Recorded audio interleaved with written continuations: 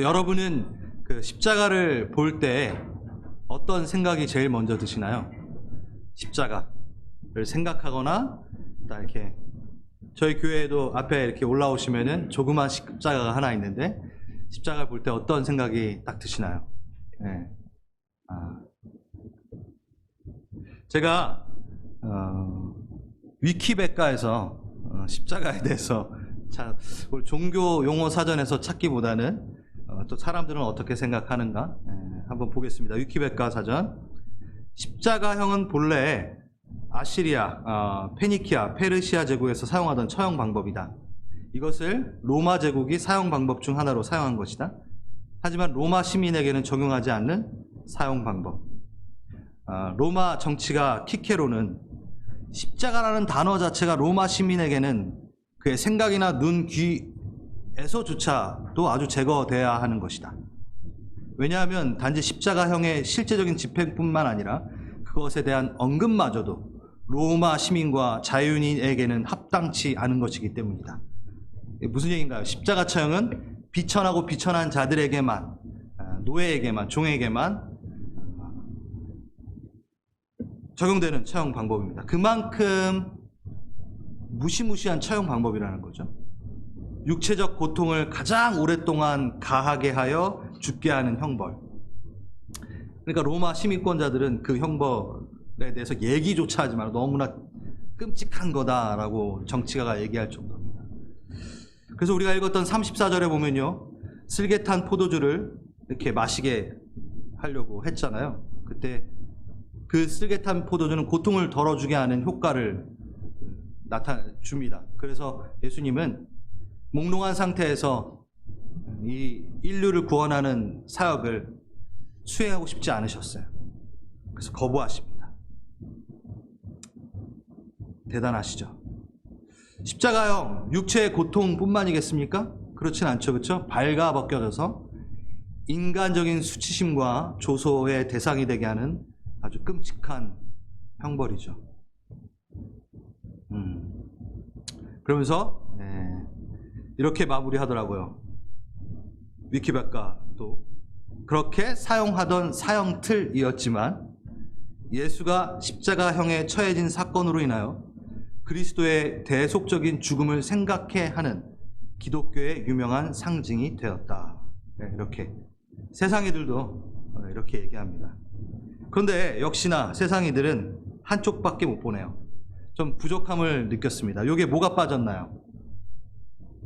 대속적인 죽음을 생각해 하는 기독교의 유명한 상징이다. 반쪽짜리입니다. 오늘 그걸 완성시키려 합니다. 십자가를 볼 때 우리는 무엇을 떠올려야 되며 우리는 어떻게 그 십자가를 바라봐야 되는지. 그래서 저번 주부터 십자가에 대해서 이렇게 나누게 되는데 전 너무 기분이 좋아요.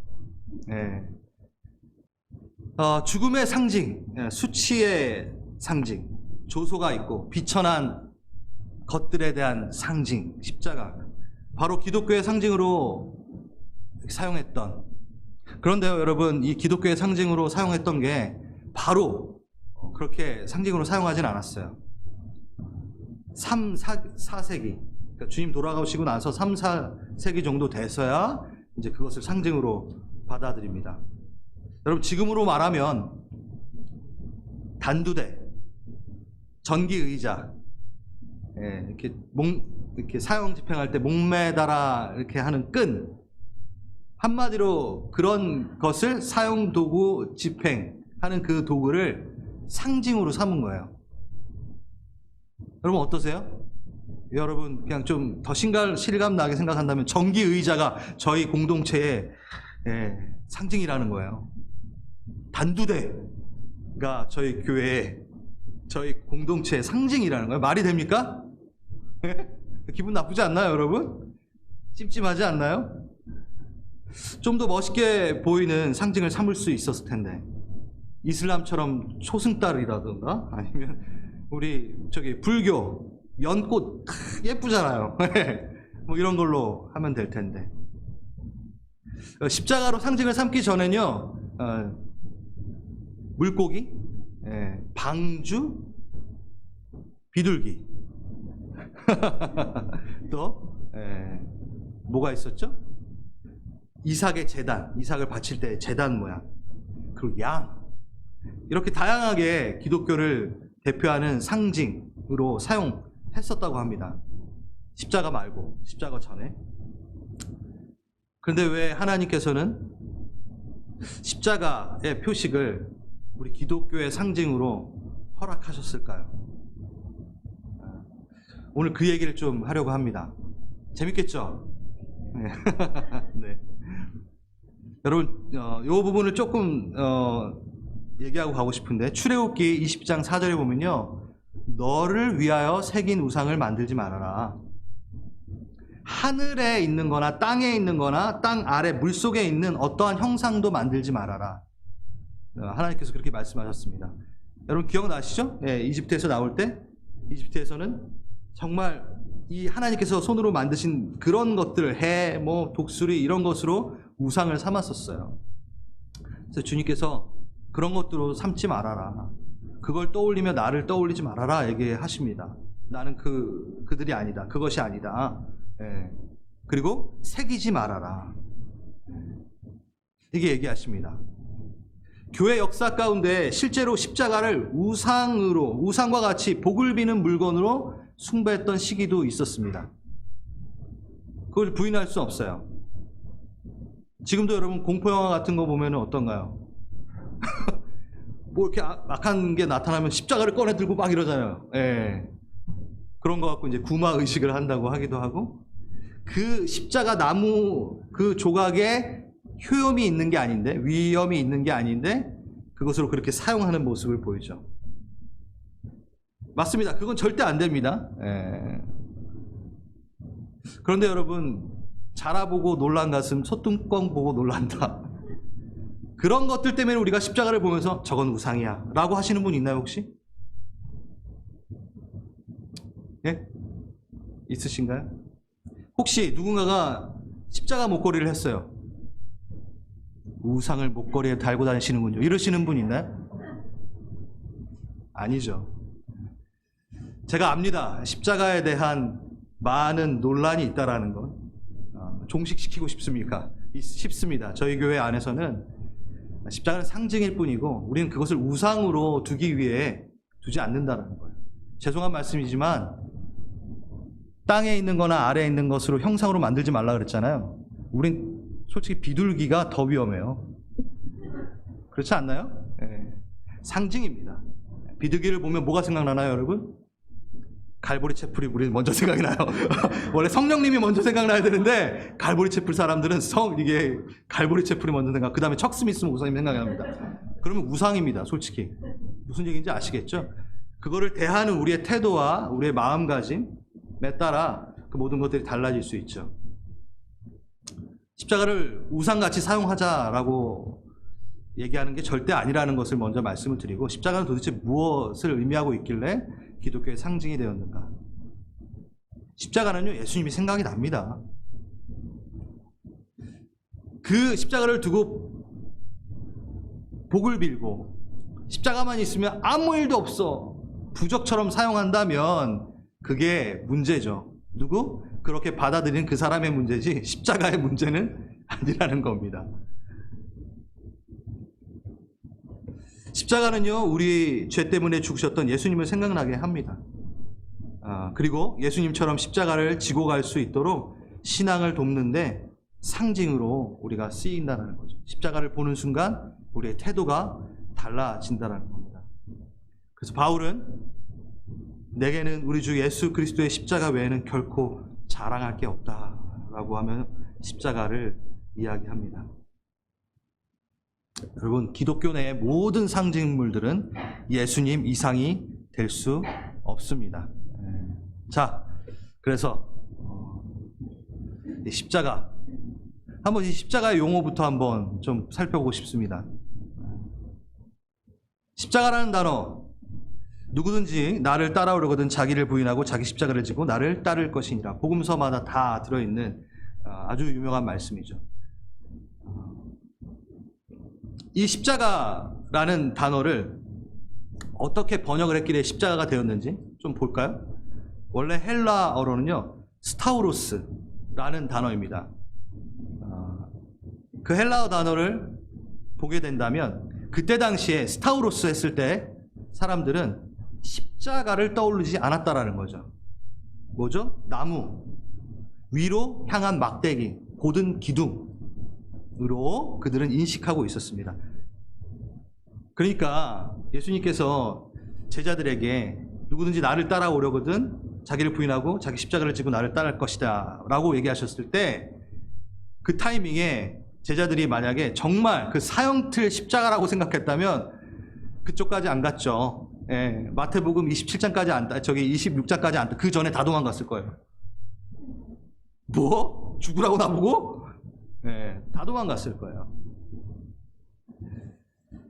그래서 이렇게 이야기하고 있습니다. 사도행전 5장 30절. 너희가 나무에 달아 죽인 예수를 우리 조상의 하나님이 살리시고 이렇게 복음을 전합니다. 그러니까 실제적으로는 유대인들에게 복음을 전할 때 이 제자들이라든가 초대 기독교는요 십자가라는 단어보다 뭐요? 나무라고 얘기합니다. 베드로전서 2장 24절 예수가 친히 나무에 달려 우리의 죄를 담당하셨으니 우리가 나음을 입었도다 이렇게 얘기합니다. 여기에 사용하는 나무 또한 크샬론이라는 단어예요. 역시나 나무, 지팡이, 나무 조각. 네. 그러니까 예수님이요 나무에 정말 나무에 달리신다라고 표현을 하는 거죠. 나무. 초대교회 제자들은요, 복음 전도자들은 십자가 복음을 전할 때 우리가 알고 있는 십자가라고 말하기보다 나무라고 이야기했다는 거죠. 이 단어가 라틴어로 크룩스라는 단어로 번역을 합니다. 그러니까 그때는 이미 십자가라는 게 머리에 들어가 있기 때문에 이렇게 번역을 해버린 거죠. 그 크룩스가 이제 영어로 번역될 때 아예 크로스가 돼버립니다. 그러니까 이게 전달 과정 가운데 번역이 그렇게 뭐 문제는 하나도 없어요. 하지만 우리가 좀 자세히 보려면 어떻게 이 십자가를 나무라고 얘기했을 때에 대해 우리가 받아들여지는 게 어떻게 있는가 한번 보기를 원합니다. 여러분 진짜 십자가도요 원래 이렇게 돼 있지 않았어요. T자형이래요. 그래서 고든 기둥이 있고 그 다음에 여기 팔을 이렇게 팔에 이렇게 지탱할 그거를 끌고 가는 거고 그리고 그 위에다 이렇게 탁 된다고 하고요. 그리고 실제로 십자가가 아니라 그냥 고든 기둥에다 매단 것도 역사를 통해서 고증을 통해서도 볼 수 있습니다. 나무. 자, 초대교회 전도자들은 유대인들에게 나무에 매달린 자 했을 때 제일 먼저 떠오르는 게 뭘까요? 신명기 21장 32절. 그 시체를 나무 위에 밤새도록 두지 말고 그날에 장사하여 내 하나님 여호와께서 내게 기업으로 주신 땅을 더럽히지 말라. 나무에 달린 자는 하나님께 저주를 받았음이니라. 신명기. 정확하게 예수 그리스도의 십자가의 사건을 보여주고 있습니다. 어떻게 해요? 나무에 달린 자는 하나님께 저주를 받은 자니라. 온 저주를, 인류의 저주를 다 받아 담당하시는 그 예수님이 나오죠. 그래서 여러분 나무에 달리고 저주 받으시고 했을 때 신명기가 바로 먼저 생각이 나요. 유대인들은. 그렇지 않겠어요? 그렇죠? 이 십자가가 떠올랐겠어요? 아니에요. 나무입니다. 하지만 무엇보다도 그들이 나무라고 했을 때 그들이 먼저 떠올린 또 하나의 나무가 있습니다. 뭘까요? 성경에서 제일 먼저 등장하는 나무. 그렇죠. 대답하기도 전에 저는 항상 그렇죠라고 얘기해요. 창세기 2장 9절. 동산 가운데 있는 생명나무와 선악을 알게 하는 나무도 있더라. 에츠. 이건 히브리어로 에츠. 나무. 똑같습니다. 나무입니다. 고든 막대기. 여러분 예수님의 직업이 뭐였죠? 목수. 에츠 하라시. 나무를 잘 다루는 사람. 하라시. 이게 너무 재밌는 것 같아요. 우리 하나님은 이렇게 뭔가 이렇게 위트가 있으시고 스토리를 좋아하시는 것 같아요. 나무에 숙련된 자, 나무를 담당하는 자, 예수 그리스도의 직업 에짜라시. 너무 멋있지 않아요? 재밌지 않아요? 저 혼자 그러면 안 되는데. 왜 나무였을까요? 아까도 말했지만 저주를 담당한다는 의미가 분명히 있습니다. 하지만 더 큰 의미, 우리는 어디에서 하나님을 대적하였나요? 아담은 어디에서 하나님을 대적하였나요? 하나님을 잃었나요? 네, 나무에서. 그 나무 아래서. 생명나무 대신 선악을 알게 하는 나무를 취합니다. 그 장소, 그 자리, 그 나무. 예수님께서, 하나님께서 십자가에 달리신 그 이유는요, 그 십자가라기보다는 나무라는 의미가 너무나 크다라는 겁니다. 뭘까요, 여러분? 아담아, 내가 어디 있느냐? 창세기 3장 8절 9절. 하나님께서 인간에게 하신 첫 번째 질문이에요. 좀 가슴 아파요, 솔직히. 하나님이 성경에 인간에게 하신 질문 중에 첫 질문이 아담아, 내가 어디 있느냐? 금하신 그 나무의 열매를 먹고 그가 숨습니다. 여호와의 음성을 듣고 나무 뒤에 숨는지라. 정말 많은 걸 예표하고 있어요. 예수 그리스도의 그 십자가에 대해 숨어야 되는 부분도 분명히 또 있겠지만 그는 그렇게 십자가에 숨는 것보다는 피했어요. 그 사랑스러운 그 음성이 이제는 피해야 되는 음성으로 바뀐 거예요. 정말 아담을 물리적으로 찾지 못해서 그 완전하신 분이, 제 목소리가 같이 들리네요. 그 완전하신 분이 정말 아담을 찾을 수 없어가지고 그렇게 말했을까요? 아니잖아요. 그건 존재론적인 질문입니다. 아담아, 너는 나랑 가장 친한, 가장 친근한 자인데, 내 목소리에 기뻐하던 자인데 어떻게 내 목소리에 피할 수 있느냐? 너가 어디 있느냐? 너의 존재는 어디 있느냐? 너의 영은 어디 있느냐? 너의 중심은 지금 어디 있느냐? 왜 나로부터 숨느냐? 나의 아들아. 여러분, 예전에는 이제 어디 이렇게 유원지를 놀러 가던가, 유원지 너무 오래된 단어군요, 여러분. 어딘가 이렇게 놀러 다닐 때,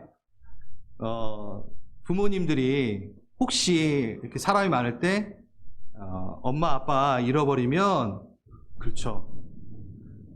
찾으러 어디 돌아다니지 말고, 엄마, 아빠 잃어버린 그 장소 마지막에 꼭 그대로 있어. 예. 예전에는 핸드폰이 없었잖아요. 그렇죠? 그리고 뭐 방송 시스템이 잘 되는 그런 것도 아니니까, 정말 유원지 같은데, 뭐 어디 가면은, 딴 데 가지 말고 거기 있어 라고 해요.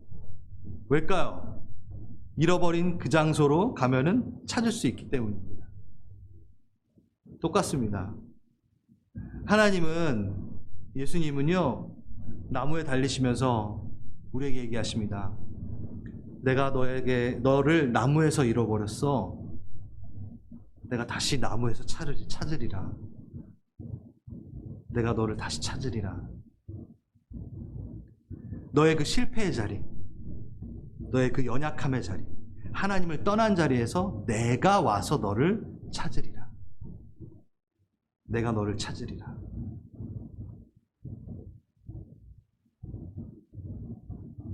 나무는 이들에게 트라우마였습니다. 그렇죠? 우리 인류에게 트라우마의 장소입니다. 선악을 알게 하는 나무를 아래서 주님을 대적했죠.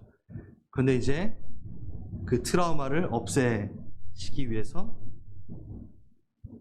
그가 나무에 달리십니다. 그게 바로 십자가예요.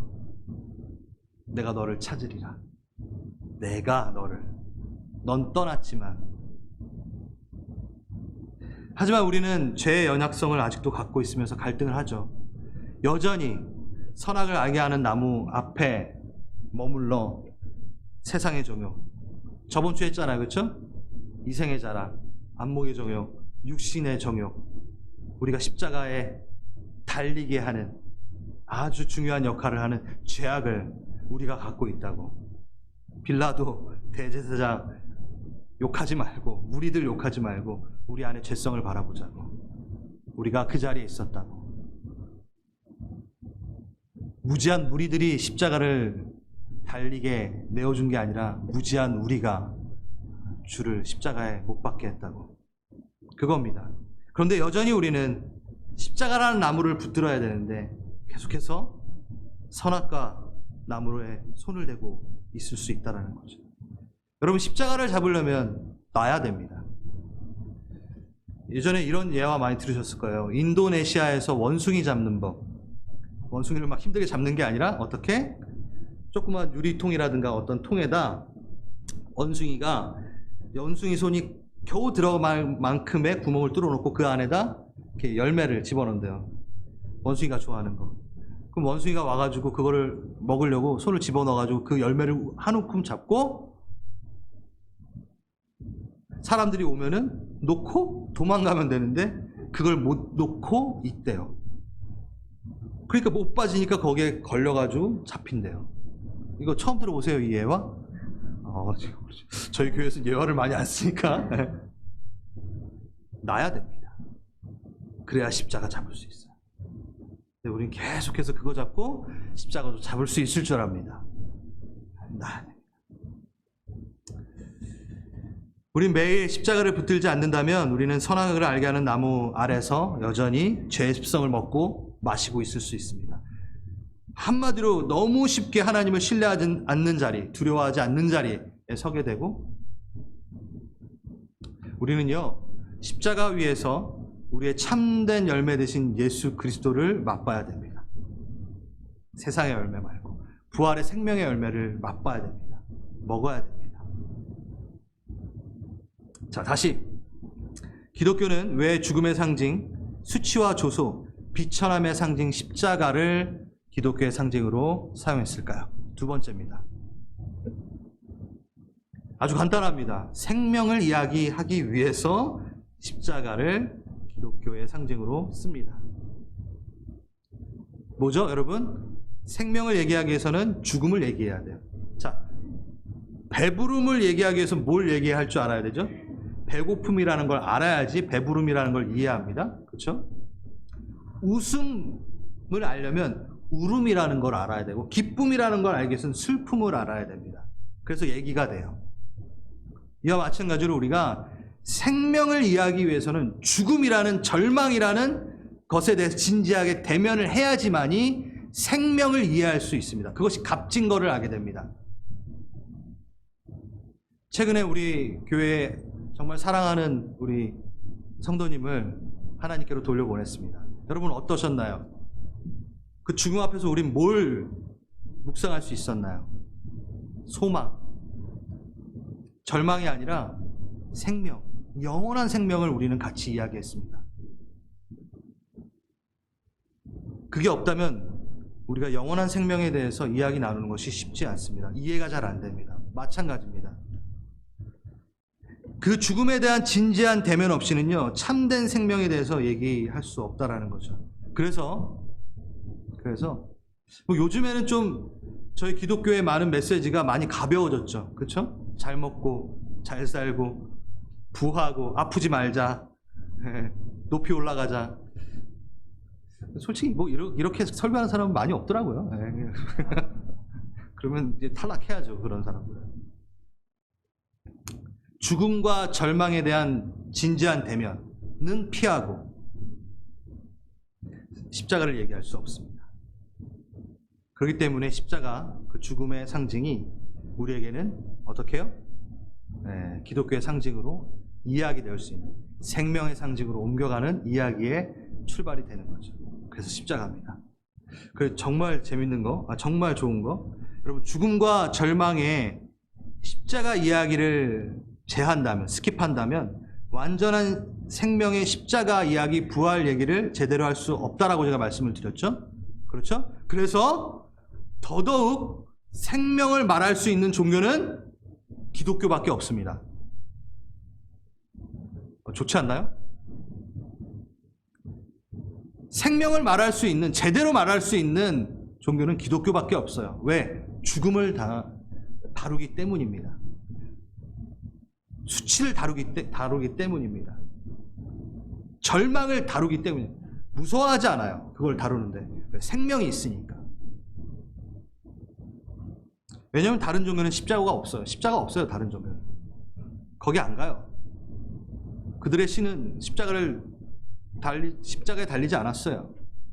스킵합니다. 그러니 그들은 생명을 논할 자격이 없습니다. 진정한 생명을 모릅니다. 죽음을 이기는 부활을 맛보지 못한다라는 거죠. 그래서 저는 이렇게 완성시키고 싶습니다. 위키백과 마지막에 그렇게 사용하던, 무섭게 사용하던 사형 틀이었지만 예수가 십자가에 처해진 사건으로 인하여 그리스도의 대속적인 죽음을 생각하게 하고 무엇보다 그리스도로 인해 얻은 생명을 생각하게 하기 때문에 기독교의 유명한 상징이 되었다라고 이야기하는 게 맞습니다. 그래서 우리 어떻게 댓글 뭘 할까요? 위키백과 바꿔라. 생명을 떠올리게 하는 게 바로 십자가다. 이렇게 어떻게 해요? 죽음의 상징에서 생명의 상징으로. 그래서 우리 그리스도인은요, 십자가를 보면요, 우상이 떠올라도 안 되고요, 죽음만 떠올라면 안 됩니다. 죽음을 대면하고 바로 뭐가 떠올라야 되냐면 부활, 십자가, 생명이 떠올라야 됩니다. 그 다음 십자가 앞에 십자가를 바라보고 있는 이들의 태도를 한번 좀 보고 싶습니다. 39절에서 42절까지 한 번 더 읽는 게 좋을 것 같아요.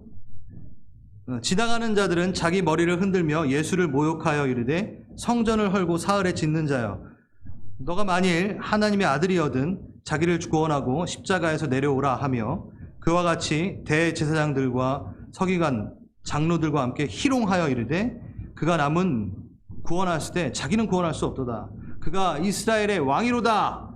지금 십자가에서 내려올지어다. 그러하면 우리가 믿겠노라. 이 부분은 제가 자주 얘기했어요. 그렇죠? 하나님의 아들이면 내려와봐. 이게 뭐냐면요, 지금 당면한 내 문제 그거 해결해주면 널 인정해줄게 라고 지금 얘기하는 거예요. 이스라엘을 회복시키고 우리의 먹고 사는 문제를 해결하면, 그러면 너는 메시아라고 내가 인정해줄게 라고 하는 거예요. 희롱 참소. 그 가운데 예전에 뭐 이런 얘기 있잖아요. 예수님께서 잠깐 하나님한테 저 밑에 애들이 너무 이렇게 잠깐 뽑고 잠깐 내려가서 정리 잠깐 하고 다시 올라올게요. 뭐 이런 얘기 막 하지 않았나요?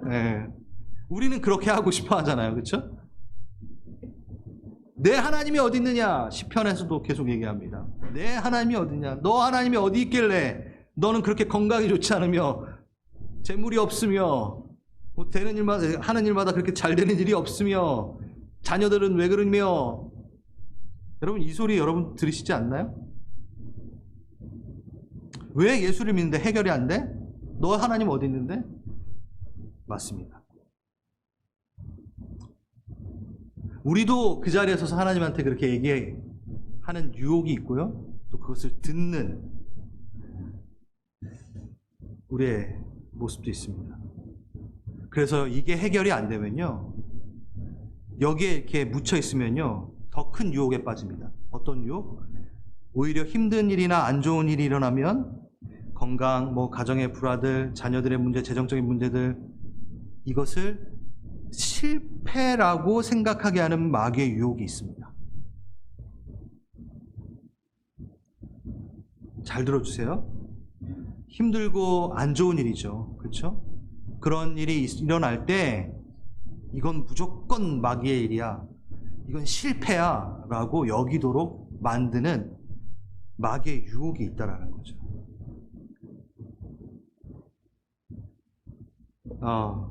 좀 예를 들어서 뭐 이런 겁니다. 좀 아픈 예지만 진짜 있었더라니까. 어느 교회 부교육자가요, 장애 아이를 낳았어요. 그랬더니만 교회에서 그 부교육자에게 좀 나가달라고. 왜? 그 교육자가 하나님께 복을 받지 못하는 그 모습 때문에 당신 때문에 우리도 복 못 받게 되는 거 아니냐. 여러분 너무 이상한데요. 그런 사상을 갖고 있는 게 우리의 유혹이라고요. 청빙해야 되는 목사님 중에 이렇게 지팡이를 짚는 목사님이 있었어요. 결격사유. 건강해 보이지 못하고 절기 때문에. 한번 생각해 보세요. 충분히 이러한 유혹에 빠지면, 이러한 잘못된 가치관에 빠지면 우린 교회 안에서도 정말 함께 돕고 돌봐야 돼 하는 이 이슈를 갖고 손가락질하는 이슈로 바꿔버립니다. 그게 바로 지금 십자가 위에서 희롱하는 그 모습이랑 똑같은 거예요. 내려와봐. 그러면 메시아라고 인정해 줄게.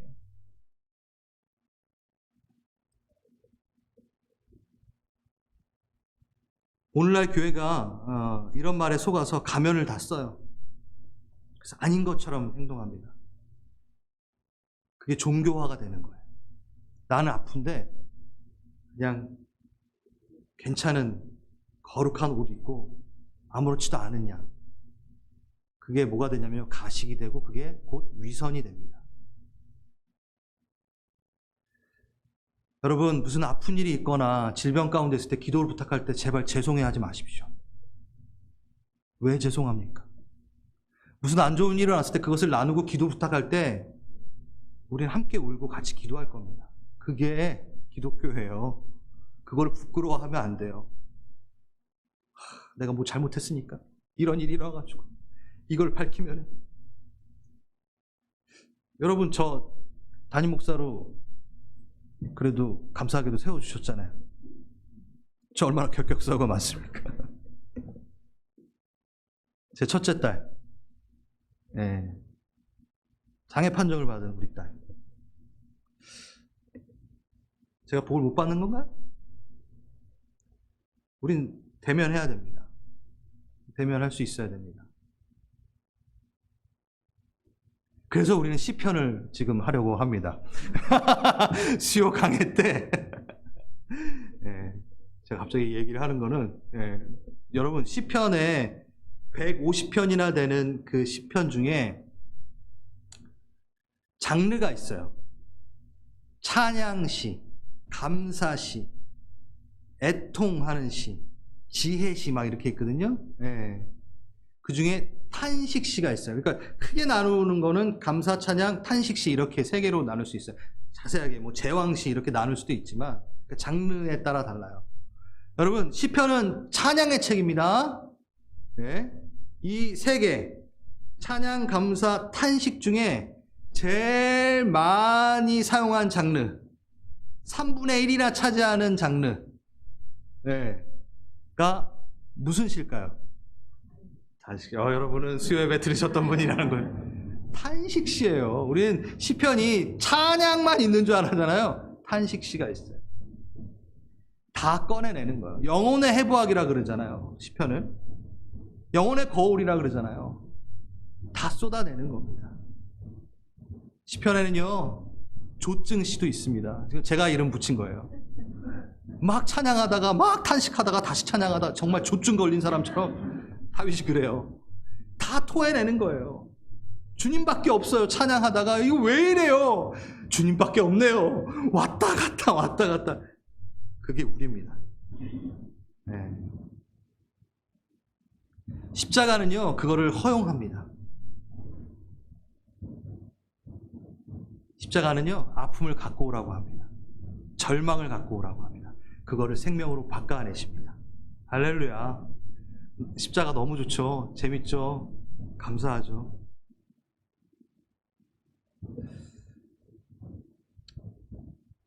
(27장) 전체가요 우리가 읽은 거를 좀 여러분 눈으로 이렇게 보면요 27장의 이 순환의 얘기는요 예수 그리스도에 대한 가장 고귀한 기독론적인 칭호가 계속 반복되어 사용되고 있습니다. 어느 곳보다 많아요. 십자가 달리시는 그 사건 가운데 기독론적으로 정말 고귀한 예수님의 명칭이 계속 나와요. 신기하지 않아요? 너무 역설적이지 않아요? 보세요. 순환받고 희롱받고 있는 예수님한테 정말 중요한 고귀한 칭호가 계속 사용돼요. 보겠습니다. 11절에는 빌라도가 뭐라 그러죠? 내가 유대인의 왕이냐? 그렇다. 유대인의 왕. 로마 구변들 29절. 유대인의 왕이요. 얘기해줘요. 37절. 머리의 죄패에는요. 유대인의 왕 예수라고 나와요.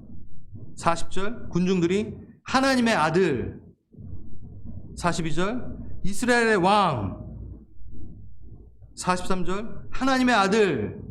54절. 백부장이 마지막으로 하나님의 아들. 여러분, 예수님은요 고난 가운데서도 왕이셨어요. 왕다우셨어요. 이게 정말 중요한 기독교의 핵심 가치인데요. 한번 얘기해 볼까요? 예수님의 왕의 위엄은요, 예수님의 왕의 위엄은 고난 후에, 십자가 후에 받은 보상이 아니에요. 다시, 예수님의 그 왕의 위엄은 십자가 고난 끝난 다음에 받은 보상이 아니라 왕이신데 고난을 받으신 겁니다. 아주 중요합니다. 고난 후 받게 되는 보상으로 왕의 위엄을 가진 게 아니라 고난 중에서도 그는 완전한 왕이셨어요. 그러니까 왕이신 상태로 고난을 받았다라는 거예요. 와, 이건 뭘 얘기하나요? 예수님 그 십자가를 통해서 통치하고 계시다는 얘기도 분명히 있지만 이거 우리에게 딱 적용하면요, 그분을 따르는 우리도 고난 가운데서 있지만 우리는 왕이라는 거예요. 그 왕의 위엄을 갖고 우리는 고난을 받는다라는 거예요. 기가 막힌 겁니다, 이거는. 고난이 있으니까 보상을 못 받았고 나중에 왕의 자녀로 있는 게 아니라 우리는 그냥 왕의 자녀로 그 고난을 담당하고 있는 거라는 거예요. 똑같이 예수님이랑. 멋있죠? 멋있어요. 이런 귀한 기독교가 어디 있습니까? 이런 저만 좋아하면 안 되는, 여러분 웃으시네요. 죄송해요.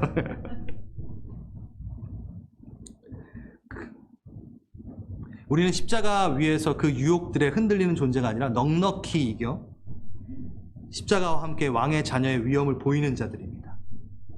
우리의 상황이 어떠하든 우리는 왕 같은 제사장으로 서서 그 위엄을 보이는 자들이라는 거예요.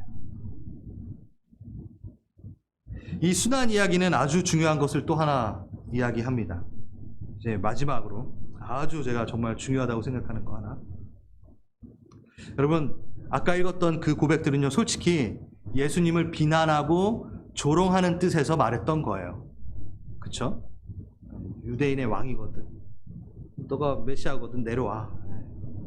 하지만 하나님은 이렇게 불의한 자들을 통해서 자신의 뜻을 드러내는 것을 잘 하십니다. 이런 장면은 성경에 아주 자주 등장해요. 칭호뿐만이 아닙니다. 42절. 저가 남은 구원하였을 때 자기는 구원할 수도 없더라. 그런데 실제로 그 말처럼 예수님은 다른 사람을 구원했어요. 저는 남은 구원하였을 때. 맞는 말이네요. 43절. 저가 하나님을 신뢰하니. 네, 하나님을 신뢰했어요. 이 불의한 자들의 그 입술을 통하여 진리, 진실을 나오도록 주님께서 하십니다. 이거는 구약에도 많이 등장하는 장면이죠. 비난과 조롱의 말로 한다 했지만 비난이 아닌 진실이 되어버리는, 실제가 되어버리는 기막힌 역설. 이것으로 인해서 스스로 그들은, 그 말을 한 이들은 정죄 가운데 스스로를 두게 되는 겁니다. 이게 무슨 얘기냐? 골로새서 2장 14절에서 15절, 제가 너무 좋아하는 구절인데, 제가 너무 좋아하는 구절이 너무 많죠. 날마다 그렇게 몇 개 골라야 되는데 그렇게 못하겠어요. 골로새서 2장 14절 15절 한번 띄워주시겠어요? 새 번역입니다. 네, 제가 읽어볼게요. 하나님께서는 우리에게 불리한 조문들이 들어있는 빈 문서를 지워버리시고 그것을 십자가에 못 박으셔서 우리 가운데서 제거해버리셨습니다.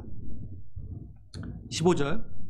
그리고 모든 통치자들과 권력자들의 지위를 뺐고, 이게 개역 한글에는요, 그냥 모든 통치자들과 권력자들에 대해서 승리하셨습니다. 십자가로 승리하셨습니다 하고 끝나는데, 새 번역에는요, 자세하게 나와 있어요. 지위를 뺏고 무장을 해제시키고 그들을 그리스도의 개선 행진의 포로로 내세우셨습니다. 그래서 그들이 무사람의 구경거리로 되도록 삼으셨습니다. 예. 이게 제가 설명을 해드릴게요. 제가 새 번역을 많이 얘기하는 건요, 여러분 쉬운 성경은 너무 의역이 많이 되어 있어요.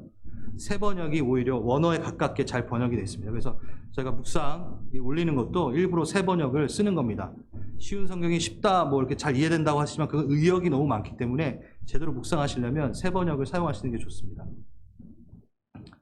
원어랑 가장 비슷하게 또 번역을 했기 때문에. 자, 보십시오. 세상 시스템과 종교 시스템은 예수님을 구경거리로 내세운 줄 알았어요. 십자가에 예수님을 달려놓고 그걸 구경거리 삼았다고 생각했어요. 그래서 군중들이 그 앞에서 희롱합니다. 그런데요, 골로새서에서는 뭐라고 나와 있어요? 바뀌었어요. 오히려 예수님이 구경거리가 아니라 통치자 권세자들, 돈과 명예를 사랑함으로 뿜어나오는 그들의 불의함, 시기, 편협함, 저번 주에 우리가 했잖아요.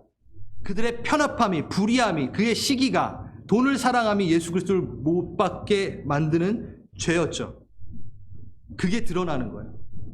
모든 사람들에게 구경거리가 된 게 의로운 자가 구경거리가 아니라 그 의로운 자를 심판하고 있는 불의함이 이 세상에 드러나 버린 거죠. 구경거리가 돼버린 거죠. 보세요. 45절, 51절, 54절 이렇게 보면요, 어둠이 임합니다. 예. 대낮에 어둠이 임합니다. 그리고 성소의 휘장이 위에서부터 아래로 찢어집니다. 그리고 땅이 진동하고 바위가 터져납니다. 이걸 본 겁니다. 어둠이 왜 갑자기 임하는가? 왜 땅은 터지는가? 휘장은 왜 찢어졌는가? 그걸 본 거예요. 그리고 백부장과 거기에 있는 예수를 지키던 자들이 이렇게 고백합니다. 이 일어난 일을 보고 심히 두려워하여 이르되 진실로 하나님의 아들이었도다 하더라. 이 얘기가 왜 나왔냐면, 이렇게 불의한 심판과 시기로 매달린 저 예수는 한 번도 증오를 내뿜지 않고 그들을 용서하고 있고 진정한 의로운 자임을 그들은 확인한 거예요. 어디서? 십자가에서 그걸 확인한 거예요. 공표된 거예요. 세상은 불의하고 세상은 악하다라는 것을 십자가가 보여준 겁니다. 묵묵히 어린 양 되셔서. 그러니 십자가는요, 이제는 우리에게는 승리가 되어지고 대적자들에게는 뭐가 되나요? 불의함을 드러내는 일이 되고 실패자임을, 너희가 잘못됐다라는 것을 가르쳐주는 상징이 되는 것입니다. 멋있죠? 제가 오늘 멋있다는 말을 많이 쓰네요. 평소에 잘 안 쓰던 말을 이렇게 하네요. 여러분, 십자가를 생각하면 무엇이 생각납니까? 죽음? 고통? 이것만 생각나십니까? 고난? 아니요. 그걸 넘어 뭘 보셔야 되죠? 승리를 보셔야 됩니다. 얼마나 멋있어요. 개선 행진, 그리스도의 개선. 그러니까 싸움에서 승리하신 거예요. 전쟁에서 승리한 거예요. 그 행진에 그 권력자들, 통치자들을 포로로 내세워 무사람을 구경거리로 삼으셨도다. 그들의 지위와 무장을 다 해제시키셨도다. 골로새서 2장 15절. 이거는 외워도 됩니다. 너무 십자가를, 마태복음 10장 38절, 또 자기 십자가를 지고 나를 쫓지 않는 자도 내게 합당하지 아니하리라. 네, 오늘 좀 헬라어를 좀 많이 하는데 이게 중요합니다. 여기 보면요, 영어로만 봐도 십자가를 지고에 대해서 어떻게 사용했는지 아세요? carry the cross라고 하지 않았어요. take up. 저 영어 못하지만 이 정도는 알거든요. take up이 뭔가요? 집어 올리다. 여기에 써던 헬라어는 람바노, 집어 올리다, 취하다, 흡수하다 라고 되어 있어요. 그러니까 여러분, 십자가를 우리는 이렇게 생각하는데요, 성경은 뭐라고 했냐면요, take up! 그 승리의 십자가를 들고 나를 따를지니라. 죽음을 생명으로 바꾼 그 십자가의 상징을 들고 따를지니라. 취하여라, 흡수하여라, 집어 들어 올려라. 그리고 그 십자가 뺏기지 말아라. 그 승리 십자가 너 왜 뺏겨? 왜 딴 데다 내팽겨쳐? 그걸 왜 놓고 선악과에 나무를 집으려고 해? 생명나무를 붙잡아. 계시록의 그 생명나무를 붙잡는 거죠. 그게 십자가입니다. Take up. 뺏기지 마. 생명을 누려. 승리를 누려. 그렇다고 여러분 또 그 영화에서처럼 막 이렇게 또 이렇게 하라는 얘기 절대 아닙니다. 예? 뭐 십자가 들고 막 이렇게 하라는 게 그러니까 하나님의 은혜, 하나님의 그 진리를 붙들라라는 거죠. 그들이요 우리에게 오면요 어떻게 되죠? 무장 해제된 상태에 우리 앞에 서 있다라는 거예요. 십자가를 딱 잡는 순간 그들은 무장 해제가 돼요. 왜? 경력이 있는 거예요. 그 2000년 전 그 사건에 트라우마가 있는 거예요. 이제 십자가는 그 나무는 우리에게 트라우마가 아니에요. 우리에겐 승리가 돼버렸고 이제 사단이 대적자들이 십자가만 보면 트라우마가 생겼어요. 실패, 수치, 정확한 패배의 증거, 십자가 구경거리 돼버리는. 그래서 이제 나무는 십자가는 대적자들에겐 트라우마가 됐고 완전한 패배의 상징이며 우리에게는 승리의 상징이 된 것입니다. 그게 바로 십자가입니다. 그래서 우린 십자가를 보면 죽음에서 생명으로, 실패에서 승리로, 절망에서 승리로 나아가는 거죠. 우리 다 함께 일어나시겠습니다. 일어나셔서 오늘 이 설교를 들으시고 이 찬양을 한번 불러보십시오. 여러분 어찌 감동이 안 되실 수 있겠습니까? 어찌 주님의 그 인사이트를 얻지 않을 수 있겠습니까? 주님과 가사 하나하나 놓치지 말고 오늘 들으셨던 이 설교를 기도하는 마음으로 부르시고 혹시 찬양 가운데 그냥 기도하고 싶은 분은 기도하셔도 돼요. 여러분 붙드십시오. 십자가 잡으십시오. 테이크업 하십시오. 여러분 그 개들도 권위를 알아요. 멍멍이 개들 있잖아요. 자기 무서워하는지 사랑하는지 알아요. 그쵸? 다 개 기르시면 아시잖아요. 그러니까 저 사람이 나에게 권위를 갖고 있는지 나를 무서워하는지 안다니까요. 개들도. 그러니 사단도 알죠. 내가 선악을 알게 하는 나무 붙잡고 있는지 내가 십자가 붙들고 있는지. 우리가 십자가 붙들고 있을 때는 그 왕의 위엄의 권위를 갖고 있기 때문에 자신이 무장 해제됐고 건들 수 없다는 걸 알고 물러서요. 근데 우리가 그냥 또 선악을 알게 하는 나무 붙잡고 그냥 그 정욕으로 있다면 걔네들이 알아요. 에헤헤 내 밥이구나. 걔들도 아는데 걔들도 그 권위를 아는데 사단이 모르겠어요. 여러분 붙잡으십시오. 십자가 내 유일한 소망 됩니다. 우리 이 찬양 부르며 기도하실 분 기도하시고 이 찬양과 내 평생 가는 길 두 개 다 부르고 싶어요. 부릅시다.